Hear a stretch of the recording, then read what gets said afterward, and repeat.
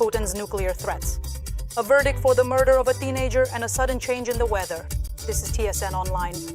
My name is Natalia Ostrovska. Let's discuss this episode. Write in the comments if you want to see more TSN episodes. Give this video a like. Let's get started. Air terror. There are dead and wounded. The blast wave blew the door off. There was heavy damage because it hit directly perpendicular to our door. Rescuers had to free my mom. Russia attacked Zaporizhzhia with a dozen aerial bombs. The new model 5786.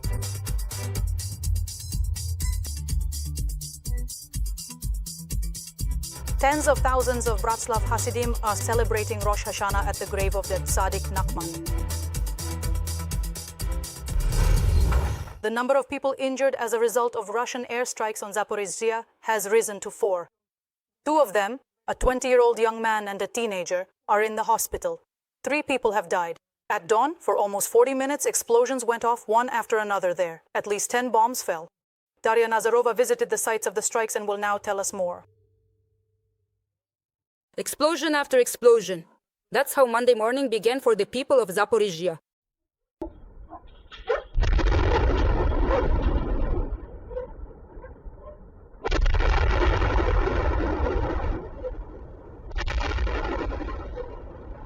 Just yesterday, there was a parking lot at the site of this fire. Russian shrapnel destroyed the building and damaged Ukrainians' cars. Fires broke out at the scene. State Emergency Service rescuers spent the whole morning putting out the flames. Even before the fire, civilian cars were damaged. At 5 in the very morning, the explosion started. I was scared for my husband because he ran to the parking lot for the cars. I saw the salvos coming from that direction. My husband called and said that something had hit our parking lot. He didn't know what happened to the cars, so I immediately got dressed and rushed over there. Some cars were completely burned out. Others were left without glass and covered in dents. My husband said he had already moved our car away, but my friend's car was still there. All the doors were warped, some even cracked, even though the metal was good. The glass was completely melted. My husband tried to open the trunk, but it wouldn't open. In the Cherkasy district, enemy shrapnel struck. It hit the building directly, and the owner was trapped under the rubble. Unfortunately, the 75-year-old woman had no chance of survival. She did not make it. The shockwave also damaged the neighboring house. Ksenia says this is the 3rd time her family has suffered from enemy shelling. On September 6th, their house was hit by a Shahed drone attack. There is a restoration program in place. They managed to repair it and install new windows. the day before, new windows were installed because those 3 windows were also missing. We replaced them. Unfortunately, we'll have to replace them again. These doors were blown out. The shockwave caused severe damage because it hit directly perpendicular to our doors. We had to rescue my mom from under the debris. Now we'll have to clean up here again, but the main thing, Ksenia says, is that she and her mom are alive and even the cat Mozart is safe. He went out for a walk. Afterwards, Mom couldn't call him back. The alarm started, the shelling began, and they couldn't find him. They searched for him all morning, and now he has finally come back. Living here is becoming more and more dangerous, Ksenia admits. She recently persuaded her mom to move to a safer part of the city. But Mom is very attached to our house. These are familiar walls, memories she really doesn't want to let go of. But at some point, you have to realize that walls are just walls and you only have one life. Another bomb fell in the Cherkasy district, but fortunately, it did not detonate. Later, bomb disposal experts neutralized the Russian munition. Overall, the attack on the city claimed the lives of 3 people. 2 more people were injured. In the city, 15 apartment buildings and more than 10 private houses were damaged. 2 of them were reduced to ruins. Daria Nazarova, Andrei Kupovka, Zaporizhzhia, TSN, 1+1. The Russians shelled Kherson with artillery. An elderly woman who was in her yard was killed. Another local resident was hospitalized after being injured by a mine explosion, and in Novovorontsovka and Novoraisk, 3 people were injured by explosives dropped by the occupiers from drones. In Donetsk region, the occupiers killed 4 civilians and wounded 8 more. The Russians carried out 9 strikes, damaging residential buildings in Kostiantynivka. 4 residents did not survive the shelling and 4 more were hospitalized. And 3 more people were injured in Yampil. In the Kharkiv region, 1 person was killed and 6 others were wounded. In the village of Novomykolaivka, 2 men were injured by drone strikes on a car. An airstrike in Borova claimed the life of a local resident. 2 more civilians in the city required medical assistance. In Kupiansk district, an elderly man sustained a blast injury. And in Kupiansk, a 45-year-old female volunteer and a cyclist were injured.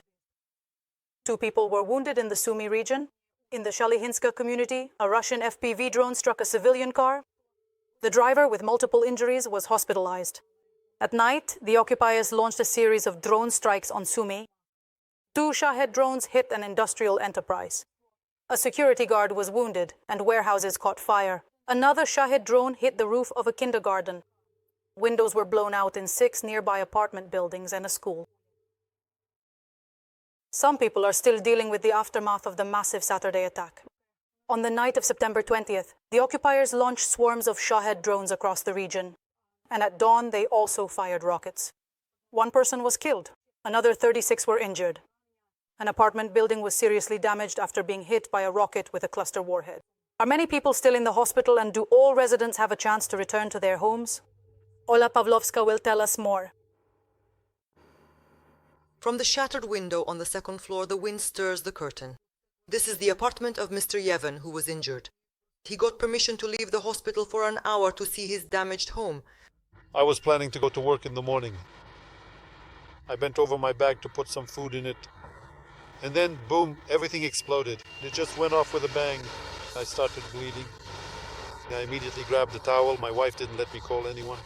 I closed everything up and said, "Let's go, we're leaving together."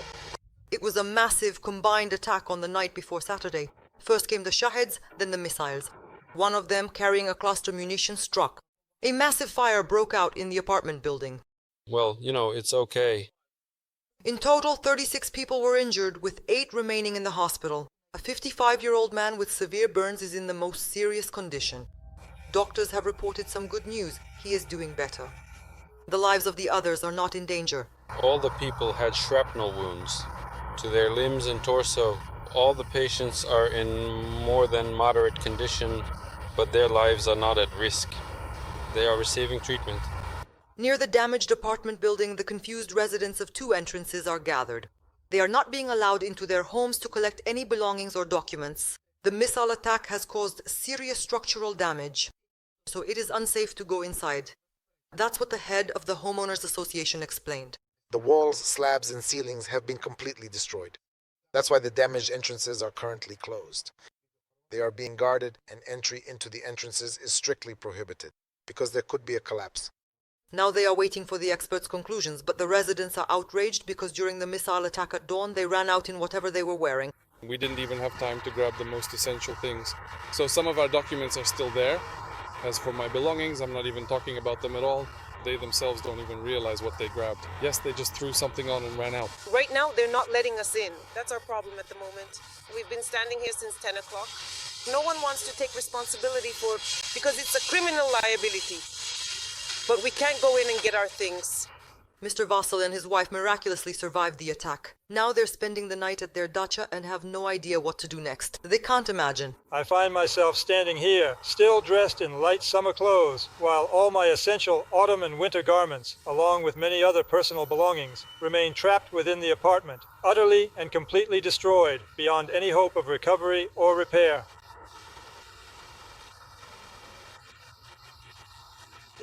In the entrances where there is no significant destruction, electricity and water supply have already been restored. There is still no gas in the building. But will the house have heating? Specialists are currently figuring that out.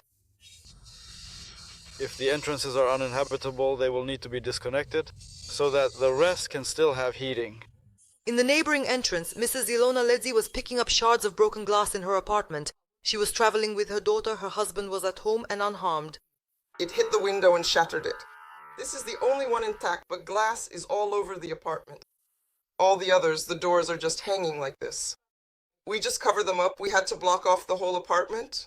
It's really quite scary. She is comforted by the fact that the parrot survived. They found the bird under the destroyed belongings. Archibald Yezmandovich Kratz. For short, Archie. We thought he had died. The cage fell and the frame pinned him down. We thought he had died. But then when we were clearing things out, we saw that he was alive. Injured but not broken. Since Saturday, people have been clearing out their destroyed homes. Many apartments are still without windows. As a result of the attack, nearly 40 apartment buildings were damaged in total, as well as schools, kindergartens, shops, the trolleybus depot, warehouses, businesses, cars, and an animal shelter. Olha Loskov, Alexander Kulich, Dnipro TSN 1+1. He complains about the West, but is ready to offer Trump nuclear arms limitations. In his speech, the Russian dictator Putin spoke about the control of strategic weapons. The last treaty on the reduction of strategic offensive arms, which limits the number of both Russian and American nuclear warheads and missiles, is set to expire in February next year. Currently, negotiations on its extension have not begun, particularly against the backdrop of disagreements due to Russia's war in Ukraine. So Putin stated that Russia proposes to adhere to the limitations for another year, provided, of course, that the United States takes a similar reciprocal step. Overall, Moscow reserves the right to reconsider these limitations. He says the decision will be made according to the situation. Instead of Eurovision, there's now Intervision. Russia held the first replacement for the world-famous song contest. The Kremlin was so offended by being excluded from the competition that they decided to create their own alternative. Among the participants are only countries friendly to Russia, such as China, Belarus, and Kazakhstan. Not a single representative from the West went there. Analysts say the contest was created as a tool of geopolitical propaganda and to present Russia as a defender of traditional family values. How did the contest go, and who performed there? What goals is the Kremlin pursuing with its Intervision? Watch more in the report by Oksana Tkachenko.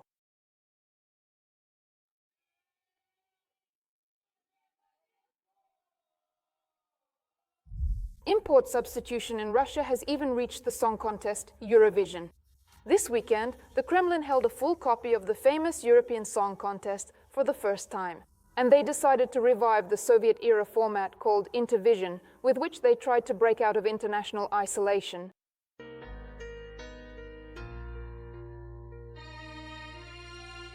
For the competition, the Kremlin mainly gathered participants from countries that can hardly be called democratic. Many of them openly adhere to a dictatorial regime. The contestants were allowed to perform in the pop music genre with touches of folk motifs. 22 countries that have friendly relations with Russia participated, including nations from Asia, India, China, South Africa, as well as Belarus, Kyrgyzstan, Uzbekistan, Kazakhstan, Cuba, Venezuela, and Saudi Arabia. But in Moscow, they tried to bring representatives of Western countries to the contest as well. However, not a single contestant from the European Union showed up. The only representatives from Europe turned out to be the Serbs. There was also one singer from the United States. The U.S. administration will not be represented on the judging panel and will not send an official delegation, but there will be a performer. However, just days before the start, the American performer Brandon Howard, citing personal circumstances, still refused to participate. Instead of him, the arrival of the Australian singer Vesey was announced. But she also did not come due to unforeseen circumstances which in Russia were explained as pressure from the Australian government. Notably, shortly after the announcement of her participation, any mention of her support for the LGBT community was removed from Wikipedia. After all, the main idea of the Russian Intervision is that only supporters of traditional family values participate in the contest. I wouldn't compare Intervision to Eurovision at all, in the sense that Intervision is first and foremost a music festival. A festival that supports traditional values, cultural values, family values, and truly focuses on music. The idea and even the name Intervision are not new. Such a contest already existed from 1965 to 1968. It was a cultural project aimed at demonstrating the solidarity of the Warsaw Pact countries. There was an attempt to revive it in 1977 in Poland. But already in the 1980s, against the backdrop of an economic crisis and the rise of the anti-communist movement, it was shut down. And after the collapse of the Soviet Union, starting from 1994, Russia actively invested in its participation in Eurovision. They used it as a tool to spread their own narratives, just like the Olympic Games. They poured huge amounts of money into it, and victories or top placements in the contest were presented as a sign of their own greatness. On the second day of the full-scale invasion of Ukraine, Russia was disqualified from participation. For some time, Moscow still tried to convince the West that culture should remain outside of politics. But in the fourth year of the war, the Kremlin decided to create its own alternative. The corresponding decree was signed by Vladimir Putin. They planned to allocate almost $9 million for the implementation, and the main person in charge was appointed to be Sergei Kirienko. He is the first deputy chief of staff of the Russian presidential administration, and at the same time, he is the chief curator of all social networks, numerous cultural projects, and ideological narratives within the country. According to Russian media, he is said to have one of the closest contacts with the Kremlin's leader. This is the first competition. Everyone who wanted to, everyone was there. Sergei said this, was given the opportunity. What could have held back those who didn't participate the first time? Well, honestly, for some, there were a few political restrictions. And honestly, we just know that there were quite a few performers who really wanted to come, but in general, their desire didn't quite align with the opinion of the leadership of the relevant departments. Accompanied by Sergei Kirienko and the general director of the Russian state TV channel Channel 1, Konstantin Ernst, the Intervision Song Contest was presented by the Minister of Foreign Affairs of the aggressor country, Sergei Lavrov, who stated that the contest should become a platform for strengthening mutual understanding and cultural ties. Analysts have already given their assessment of it. This is a competition that will be used as a geopolitical tool, reminiscent of the Cold War era when Russia opposed the West. We wanted the Russian people and the entire Russian nation to fully understand and clearly know. We firmly consider the numerous and multifaceted barriers that have been deliberately erected by the collective West to be profoundly harmful and detrimental, especially emphasizing the significant and active role played by the current Biden administration in establishing these divisive obstacles.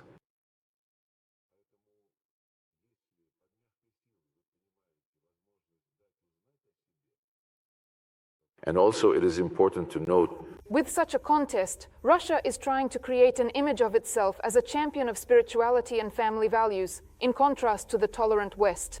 on these platforms, which are modeled after Russian initiatives, there is no discrimination, no imposition of new contemporary interpretations or your evenings like war, secret evenings, or whatever else.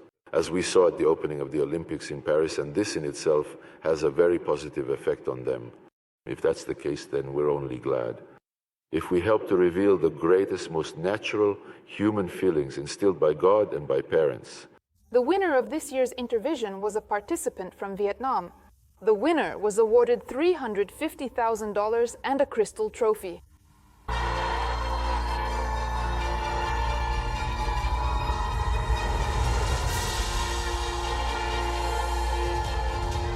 Notably, after the competition ended, Moscow announced an unprecedented number of Intervision viewers, up to 4 billion people. That's half the population of the Earth. Considering that the classic Eurovision is watched by about 160 million people each year, and the previous record for viewership was set by the 2022 FIFA World Cup with just 1.5 billion viewers. This figure seems, well, very far-fetched, just like all the successes that Russia is currently trying to claim for itself. Oksana Tkachenko, Andriy Vayatoshkin, TSN.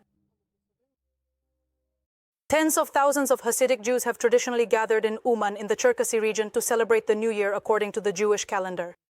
The year 5786 has come according to their calendar. There are a lot of guests in Uman, and this is what's happening right now as seen with our own eyes.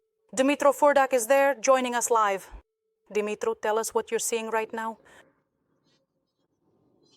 Meta, well, thanks to my profession, I can easily feel like a president right now, because in the literal sense, there are just a few minutes or even seconds left until the start of the Jewish New Year.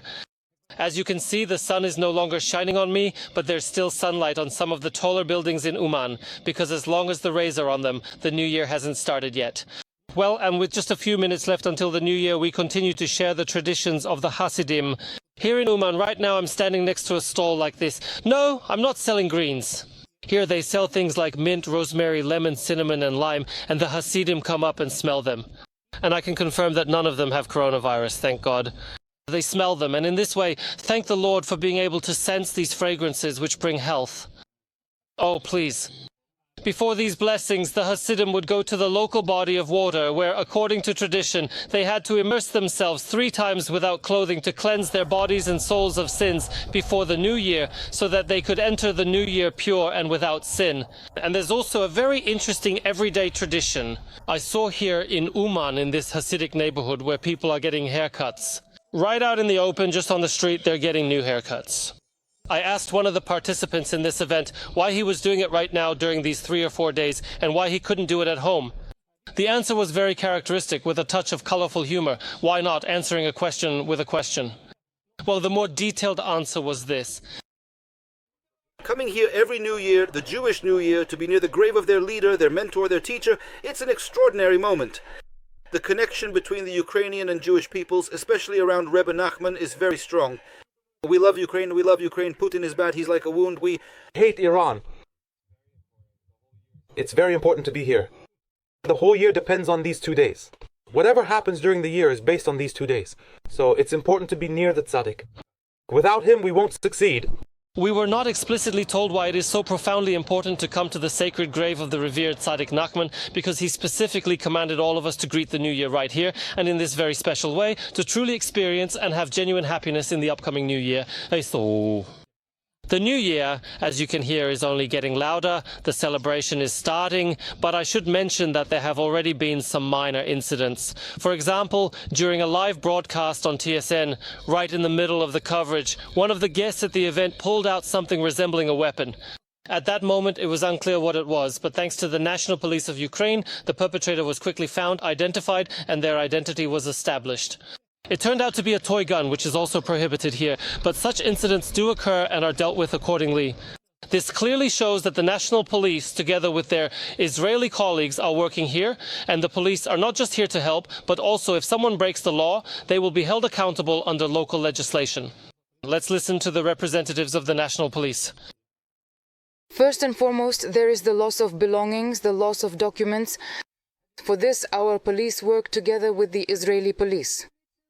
Items or documents lost by pilgrims are found and returned to their owners. If any administrative or criminal offenses are detected, guests bear the same responsibility as Ukrainians in accordance with Ukrainian law. Shana Tova Yumatuka, as the Hasidic greeting goes, wishing you a good and sweet new year. By the way, today on their table there will definitely be gefilte fish with the head, because the head is actually a symbol of the beginning of the new year. Dear Shana, dates, carrots, bread. So today the celebrations are already beginning. We will continue to report in the next editions of TSS on the air. We will be keeping an eye on all of this, Mitra Fordak. Take care of yourself, please, and keep watching how the Hasidim celebrate the Jewish New Year in Uman.